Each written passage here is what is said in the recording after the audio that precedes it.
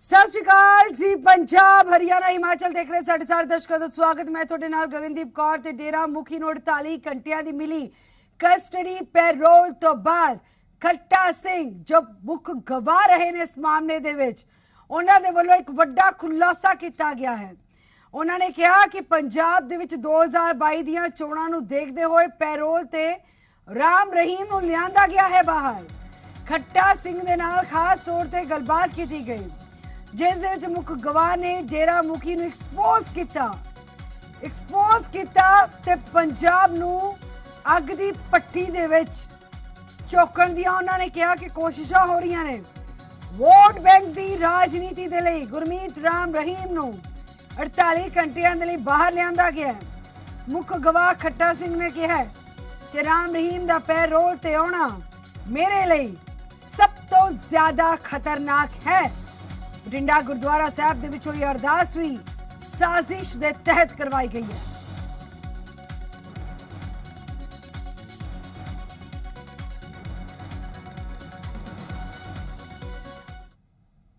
खट्टा सिंह जो कि केस दे विच ड्राइवर बन के नामजद होए सीगे वो अज साडे नाल ने। वो कहंदे है कि यह सारा कुछ एक साजिश दे नाल बहुत गंभीरता दे नाल हो रहा है। खट्टा सिंह जी तुहानूं इस दे विच किस दी साजिश लग रही है? ये साजिश सरकारां दी लग रही है क्योंकि हरियाणे च सरकार बीजेपी दी है और सब तो वड्डी गल यह है भी DC SSP ने मैनूं हुण पता लग्या उत्थों फोन ते सरसे तो भी उन्होंने नहीं तो इनू 21 दिन वास्ते सरसे लैके आउणा सी। सरसे 21 दिन वास्ते दी छुट्टी मंजूर करनी सी। DC SSP ने उत्थों ने लत्त नहीं लाई भी वो भी इत्थे असीं नहीं संभाल सकदे, इत्थे गड़बड़ होण दी डर है। इस करके फिर उन्होंने 48 दिन वास्ते उत्थे भेजे गए। ये सारा बीजेपी का इन्ना एक वोट बैंक की खातर और दूजे कैदियों ते होरां दे नाल ला के चलना चाहिए कि एक तो चार किसी को वोटां तो उन्होंने ज़्यादा अहमियत दो तो दूजे नूं ना दो। ये इस तरह चंगा नहीं है जो ये बहुत निंदनीय योग है। संविधानक हक है कोई भी व्यक्ति जिहड़ा जेल दे विच आ वो पेरोल लै सकदा ते उस नूं मिल गई है। इहदे विच साजिश क्यों लग रही है? बीजेपी की साजिश क्यों नज़र आ रही है? साजिश ये लग रही है भी एक बंदा बलात्कार कातल हजे एक रणजीत सिंह वाला फैसला पेंडिंग पिया है वो हजे आना है। वो तो भी इसका प्रभाव पा सकता सी जे 21 दिनों वास्ते इत्थे आ जाता। हजे जिहड़े नमर्द कीते मुंडे उन्हां दे फैसले अजे केस पेंडिंग पे करोना करके रुके हुए है। ये सारिया चीज़ों नूं देख के भी सरकारां नूं चाहिदा है भी इंसाफ जिन्हों मिलना चाहिए उन्होंने इंसाफ दिवाना चाहिए कि ना कि एक चार वोटां की खातर किसी को जो मर्जी किन्नियां छुट्टियां दे दो जां उन्होंने जिवें मर्जी कर। राम रहीम तो कहता कि मैं अपनी मां नूं मिलण खातर बाहर आया कि तुहानूं कुछ होर भी लग रहा है भी वो किसी होर मोटिव लिए आया? कोई खतरा भी है किसी वर्ग नूं खतरा या किसी व्यक्ति नूं खतरा? खतरा सानू सारिਆਂ ਨੂੰ है, मैनू भी खतरा पूरा है क्योंकि मैं मुख गवाह तीन केसां तीन कि चारां च जिहड़े नमर्द कीते वो मुंडियां दे सारिਆਂ ਨੂੰ मैं भुगताया उन्हां च मैं अगवाई दित्ती है भी मेरे सामने सारा कुछ होया इन्हां दे सारिਆਂ ਨੂੰ है। जिहड़े हुण अगे किस गल का खतरा है? कदों भी मरवा सकता है, किसी टाइम भी कोई कतलाना हमला करा सकता है, कोई एक्सीडेंट च भी करा सकता है। ये सारा बहुत चतर दिमाग का बंदा है। ये हुण तो मैनू तो ये पता लग्या भी जिथे फार्म हाउस च रुकिया तो उत्थे ही माता फिर ढिल्ली किहड़ी होई फिर वो तो फार्म हाउस च मिलण वास्ते गया। हुण तो पहला एक बठिंडा ते एक गुरुद्वारे दे विच अरदास हुंदी है, उस अरदास नूं ते इस बाहर आउण नूं तुसीं किवें वेखदे हो? उस नूं सीधा मैं तो ये देख रहा भी जिहड़ा एक पाठी उत्थे अरदास कर रहा है वो तुरत नहीं है भी इस तरह के जोड़े सारे उन्हें जिमें जिमें बीजेपी के गुणगान किए राम रहीम के किए होर किसी का कोई ना ही नहीं। ये सारे पहला मैनू जितों तक इन्हों की मीटिंग किते हुई है उत्थे सारी उन्होंने दस्या गया भी ऐ अरदास करनी है आ ना लेना है और हजे तो उन्होंने छुट्टी मिली नहीं सी। उदों पहले ये शुरू करता सी जे सरसे ही आ जाता तो इन्हें पता नहीं की करना सी। और जितों तक शक है सारे ही कहते हैं भी इन्हें जिद्दें भी सरसे आ गया इन्हें पुलिस के हत्थ आना ही नहीं, जोर ला लिया जिथे मर्जी है। जिमें पंचकूले पहला दंगे होए सी उवें फिर दंगे करवाऊगा। दंगे क्यों कराऊगा? की कारण है दंगे? ये अंदर तो यही है भी जिहड़ा बेअदबी हुई है वो मैं नहीं की, ये तो अपने आप को सच्चा आखदा है भी वो चीज़ां ना लोगों का माइंड बदलने की खातर इस चीज़ां हुण पंचकूले दंगे क्यों कराए ने? ਪੰਚਕੂਲੇ ਨੇ ਸਾਰਾ ਪਤਾ ਸੀ ਵੀ ਮੈਂ ਸਭ ਕੁਝ ਕੀਤਾ, ਮਰਡਰ ਵੀ ਕਰਾਇਆ, ਬਲਾਤਕਾਰ ਵੀ ਕੀਤਾ। ਉੱਥੇ ਫਿਰ ਇੰਨੇ ਲੋਕਾਂ ਨੂੰ ਇਕੱਠੇ ਕਰਨ ਦੀ ਕੀ ਲੋੜ ਸੀ ਇਹਨੂੰ? ਬੇਅਦਬੀ ਕਿਹਨੇ ਕਰਾਈ ਸੀ 2015? ਬੇਅਦਬੀ 'ਚ ਸਿੱਧਾ ਹੀ ਇਹਦਾ ਹੱਥ ਹੈ। ਜਿਹੜਾ ਰਕੇਸ਼ ਦਰਬਾ ਹੈ ਉਹ ਇਹਦਾ ਖਾਸ ਪੀਏ ਹੈ, ਉਹਦਾ ਤੇ ਜਦੋਂ ਉਹਦਾ ਨਾਂ ਆਉਂਦਾ ਹੈ ਤੇ ਉਹਨਾਂ ਦੀ ਕਿਸੇ ਦੀ ਤਾਕਤ ਹੀ ਨਹੀਂ ਵੀ ਇਹਦੇ ਕਹਿਣ ਤੋਂ ਬਿਨਾਂ ਕੋਈ ਐਸਾ ਬਾਹਰ ਜਾ ਕੇ ਕੰਮ ਕਰਦਾ। ਮਰਨਾ ਉਹਨਾਂ ਨੇ ਉਸੇ ਟਾਈਮ, ਉਹਨਾਂ ਨੂੰ ਤਾਂ ਨਾਲ ਦੀ ਨਾਲ ਕੱਢ ਕੇ ਦਿੰਦੇ। ਇਹ ਸਾਰਾ ਸਾਜ਼ਿਸ਼ਾਂ ਮੁਤਾਬਕ ਹੋ ਰਿਹਾ।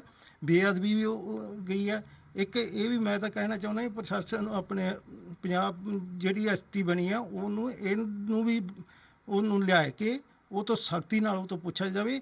ਇਹ ਸਾਰਾ ਸਾਹਮਣੇ ਦੁੱਧ ਦਾ ਦੁੱਧ ਪਾਣੀ ਦਾ ਪਾਣੀ ਸਾਹਮਣੇ ਹੋ ਜਾਊਗਾ ਸਾਰਾ। ਪਰ ਜੇ ਕੋਈ ਆਖੇ ਵੀ ਉਹਨੂੰ ਗੱਲਾਂ ਬਾਤਾਂ ਨਾਲ ਪੁੱਛ ਕੇ ਤੇ ਆਪਾਂ ਛੱਡ ਦਈਏ, ਫਿਰ ਨਹੀਂ ਉਹ ਕੁਝ ਵੀ। ਬਠਿੰਡੇ ਵਾਲੀ ਘਟਨਾ ਤੋਂ ਬਾਅਦ ਕੀ ਦੇਖਦੇ ਹੋ ਕਿ ਪੰਜਾਬ ਨੂੰ ਇੱਕ ਵਾਰ ਫਿਰ ਤੋਂ ਅੱਗ 'ਚ ਝੋਕਣ ਦਾ ਕੰਮ ਕੀਤਾ ਜਾ ਰਿਹਾ ਹੈ? ਇਹ ਤਾਂ ਸਾਹਮਣੇ ਸਭ ਨੂੰ ਪਤਾ ਹੈ ਵੀ ਇੱਕ ਬੀਜੇਪੀ ਤੇ ਇੱਕ ਰਾਮ ਰਹੀਮ ਦੇ ਗੁਣ ਗਾਉਣ ਤੇ ਉਧਰੋਂ ਛੁੱਟੀ ਮਨਜ਼ੂਰ, ਇਹਨਾਂ ਨੂੰ ਪਤਾ ਸੀ ਵੀ ਛੁੱਟੀ ਮਨਜ਼ੂਰ ਹੋਊਗੀ ਸਾਡੀ।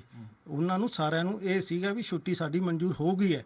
ਤੇ ਉਦੋਂ ਪਹਿਲਾਂ ਇਹ ਕੰਮ ਆਪਾਂ ਅਰਦਾਸਾਂ 'ਚ ਗੁਰਦੁਆਰਾ ਸਾਹਿਬ 'ਚ ਜਾ ਕੇ ਇਸ ਤਰ੍ਹਾਂ ਦੇ ਆਪਦੇ ਬੰਦਿਆਂ ਨੂੰ ਬੁਲਾ ਕੇ ਅਰਦਾਸਾਂ ਕਰਾ ਕੇ ਤੇ ਉੱਥੋਂ ਆਪਾਂ ਕੰਮ ਸ਼ੁਰੂ ਕਰੀਏ ਤੇ ਪ੍ਰੇਮੀ ਸਾਡੇ ਨਾਲ ਜੁੜਨਗੇ ਤਾਂ ਮਾਹੌਲ ਖਰਾਬ ਹੋਊ। ਤੇ ਬਹੁਤ ਸਾਰੇ ਸੂਤਰ ਹੋਣਗੇ, ਤੁਸੀਂ ਤਾਂ ਬਹੁਤ ਸਾਰੇ ਲੰਬਾ ਰਹੇ ਹੋ, ਹਲੇ ਵੀ ਤੁਹਾਡੇ ਡੇਰੇ ਦੇ ਬੰਦੇ ਕਈ ਸੰਪਰਕ 'ਚ ਹੋਣਗੇ। ਜਿੱਥੇ ਉਹ ਰੁਕੇ ਹੈ ਉੱਥੇ ਕੌਣ ਮੌਜੂਦ ਹੈ, ਕੋਈ ਜਾਣਕਾਰੀ ਹੈ?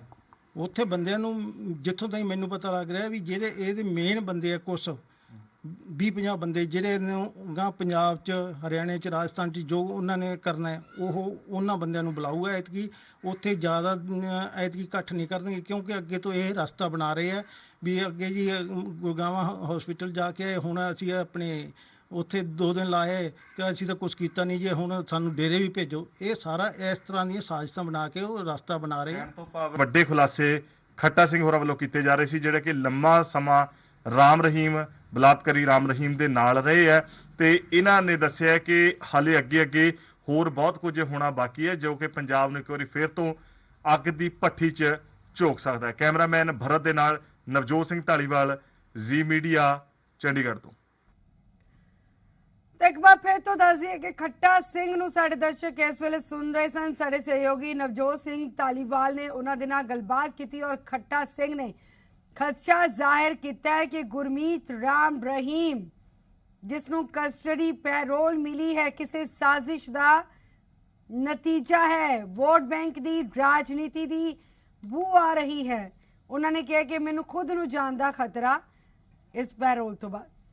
ਸਾਡੇ ਨਾਲ ਨਵਜੋਤ ਧਾਲੀਵਾਲ जुड़ चुके हैं लाइव। नवजोत की जानकारी है ऑन कैमरा जो कुछ किया खट्टा सिंह ने, असी सारे ने सुनिया। उन्होंने डर भी जाहिर किया, उन्होंने चिंता भी जाहिर की है पंजाब का किस तरह का माहौल पैदा हो सकता है उसनों लैके भी ऑफ कैमरा भी की कुछ गल्लां कहियां ने उन्होंने। देखो गगन, एक गल दा साफ करते हैं कि ऑफ कैमरा ऑन कैमरा जो गलबात है वो साडी दर्शक सारे सुन चुके हैं, पर गल्लां बहुत वड्डियां ने, खुलासा बहुत वड्डा है और बहुत चिंता का विषय है। इस वेले इस अंदर एजेंसीज नूं बहुत सतर्क होने की जरूरत है क्योंकि जिस तरीके के खुलासे खट्टा सिंह होरां वल्लों कीते गए आ उस दे नाल राजस्थान, हरियाणा, पंजाब तक जिहड़ा उन्होंने दस्सिया कि इसका सेक लग सकता है। उन्हें ये भी गल बड़ी गौर करने वाली गल है, उन्हें कहा कि ये प्लानिंग जिहड़ी है ये 2 दिन की पैरोल एक बेस बनाया गया है। हो सकता है कि आने वाले दिनों के विच इहनूं महीनों के विच भी तब्दील कर दिता जाए। उन्हें कहा कि 21 दिन की पैरोल की कोशिश सीगी कि 21 दिन की, पर उस तो बाद प्रशासनिक अधिकारी इस दे उत्ते सहमत नहीं होए, नहीं मन्ने। उन्होंने असमर्था जाहिर की कि कुछ भी हो सकता है, असीं इस दे विच नहीं पै सकते हैगे। सो उस तो पहला 2 दिन का लै किया गया तां जो कि 2 दिन की पैरोल तो बाद सुखी सांदी उसनूं वापस मुड़ जेल लिआंदा जावे ते फिर कहा जावे, पुराना अपना रिकॉर्ड दिखाया जावे कि असीं तां देखो 2 दिन दे विच जिवें तुसीं कहा सी तुहाडी हदायतां दा पालन करदे उवें वापस आ गए। अगे होर चीज़ां नूं आधार बना के वड्डी पैरोल जिहड़ी है वो लई जा सकदी है। चोणां मद्देनज़र जिहड़ा हैगा उन्होंने चिंता जाहिर की है कि कुछ भी हो सकता है। असीं सारा कुछ जानते हैं, सब जानते हैं कि वोट की राजनीति लई लोग कित्थों तक गिर जाते हैं। सो पंजाब के अंदर जेकर इस डेरे की गल करिए मालवा पट्टी दे विच बहुत वड्डा प्रभाव रखता है और 2017 की चोणां दे विच इसका काफ़ी प्रभाव पिया है। ਕਿਉਂਕਿ ਉਸ ਤੋਂ ਪਹਿਲਾਂ ਬੇਅਦਬੀ ਕਾਂਡ ਵਾਪਰਦਾ ਹੈ, ਉਸ ਤੋਂ ਬਾਅਦ ਲਗਾਤਾਰ ਇਨਵੈਸਟੀਗੇਸ਼ਨਸ ਖੁੱਲਦੀਆਂ ਨੇ, ਉਸ ਤੋਂ ਬਾਅਦ ਲਗਾਤਾਰ ਇਨਕੁਆਇਰੀਜ਼ ਹੁੰਦੀਆਂ ਨੇ, ਬੰਦੇ ਡੇਰੇ ਦੇ ਗ੍ਰਿਫਤਾਰ ਹੁੰਦੇ ਆ ਔਰ ਉਹਨਾਂ ਦੇ ਉੱਤੇ ਇਲਜ਼ਾਮਾਤ ਆਉਂਦੇ ਆ। ਖੱਟਾ ਸਿੰਘ ਸਾਫ਼ ਤੌਰ ਤੇ ਕਹਿੰਦੇ ਆ ਕਿ ਡੇਰੇ ਵੱਲੋਂ ਇਹਦੀ ਸਾਜ਼ਿਸ਼ ਰਚੀ ਗਈ ਸੀਗੀ, SIT ਨੇ ਬਹੁਤ ਕੁਝ ਕੱਢ ਕੇ ਸਾਹਮਣੇ ਲਿਆਂਦਾ ਸੀਗਾ। ਹੁਣ ਉਸੇ ਤਹਿਤ, ਉਸੇ ਰਣਨੀਤੀ ਤਹਿਤ ਖੱਟਾ ਸਿੰਘ ਹੋਰਾਂ ਦਾ ਕਹਿਣਾ ਹੈ ਕਿ ਇਹ ਸਰਕਾਰਾਂ ਨਾਲ ਮਿਲ ਕੇ ਚੱਲ ਰਿਹਾ ਹੈ। ਜਿਵੇਂ ਜਿਵੇਂ ਚੋਣਾਂ ਨੇੜੇ ਆ ਰਹੀਆਂ ਨੇ, ਚੋਣਾਂ ਮੌਕੇ ਇਸ ਨੂੰ ਵਰਤਣਾ ਹੈ, ਇਸੇ ਕਰਕੇ ਇਸ ਨੂੰ ਹੁਣ ਬਾਹਰ ਲਿਆਉਣ ਦੀਆਂ ਕੋਸ਼ਿਸ਼ਾਂ ਹੋ ਰਹੀਆਂ ਨੇ। ਕਿਵੇਂ ਜਿਹੜਾ ਹੈ ਉਹ ਪਲਾਨਿੰਗ ਦੇ ਨਾਲ ਵੋਟ ਬੈਂਕ ਨੂੰ ਆਪਣੇ ਖੇਮੇ ਦੇ ਵਿੱਚ ਜਿਹੜੀ ਪਾਰਟੀ ਮਦਦ ਕਰੇਗੀ ਉਸ ਲਈ ਭੁਗਤਾਉਣਾ। ਇਹ ਵੀ ਜਾਣਕਾਰੀ ਦਿੱਤੀ ਉਹਨਾਂ ਨੇ। ਗਗਨ, ਤੁਸੀਂ ਪੁੱਛਦੇ ਸੀਗੇ ਕਿ ਆਫ ਕੈਮਰਾ ਗੱਲਾਂ, ਗੁੜਗਾਉਂ ਜਿੱਥੇ ਉਸ ਨੂੰ 2 ਦਿਨ ਦੀ ਜਿਹੜੀ ਇਹ ਪੈਰੋਲ ਹੈ ਜਾਂ ਜਿੰਨੇ ਘੰਟਿਆਂ ਦੀ ਪੈਰੋਲ ਹੈ, ਉੱਥੇ 40 ਤੋਂ 50 ਬੰਦਿਆਂ ਦੇ ਇਕੱਠੇ ਹੋਣ ਦੀ ਉਸ ਨੇ ਜਾਣਕਾਰੀ ਦਿੱਤੀ ਹੈ ਕਿ ਸਾਨੂੰ ਪਤਾ ਲੱਗਿਆ ਉੱਥੇ 40 ਤੋਂ 50 ਬੰਦੇ ਆ ਜਿਨ੍ਹਾਂ ਨੇ ਬਹਿ ਕੇ ਸਾਰੀ ਸਟ੍ਰੈਟਜੀ ਬਣਾਉਣੀ ਹੈ ਕਿ ਆਉਣ ਵਾਲੇ ਦਿਨਾਂ ਦੇ ਵਿੱਚ ਕਿੱਥੇ ਕੀ ਕਰਨਾ ਹੈ।